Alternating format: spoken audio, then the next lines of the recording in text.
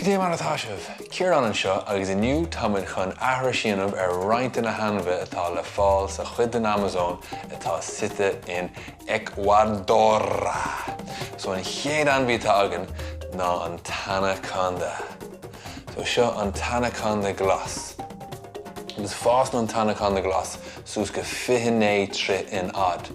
So nílach nathráin eile dain atá níos fuidir ná sin agus sin an python. Agus fás an python sús go 33 in ad. So níl mór an díofriocht dain idir an Tanaconda agus an python. So, aimsig spásta tain agus tasómid go deas éasca.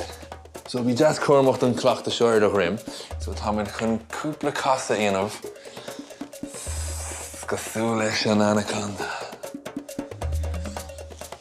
Iontach.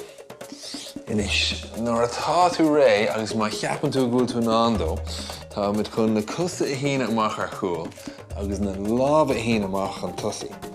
Agus de chorpaíonmh chomh fada agus is féile se bheith chomh fada leis an anaconda. Sin tá mid chun sleanú agus siisir nach íine. So ag sleanú an tusaí.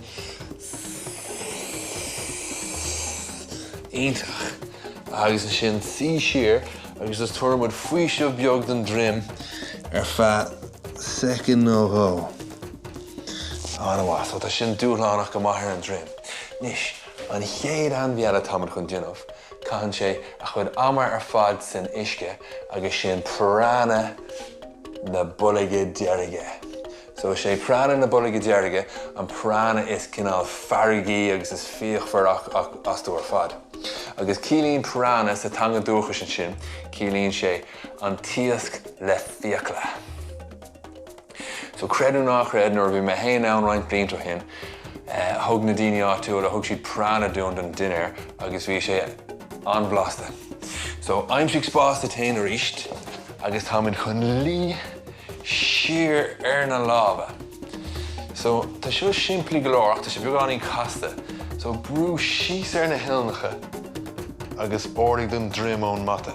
So dúna mar ar íst, síos na hilnacha agus brú de chrí amach gosú leis an prana agus má tá sé compórach ar do bhuineal, so bhí cormach leis ar do bhuineal, má tá sé compórach crochta cheann siar.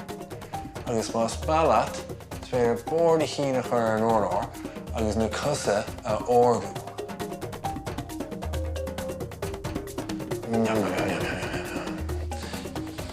Agus síos go deas éasca róir an taobh agus sin prana na bullaige dearige agus an Tanaconda glas.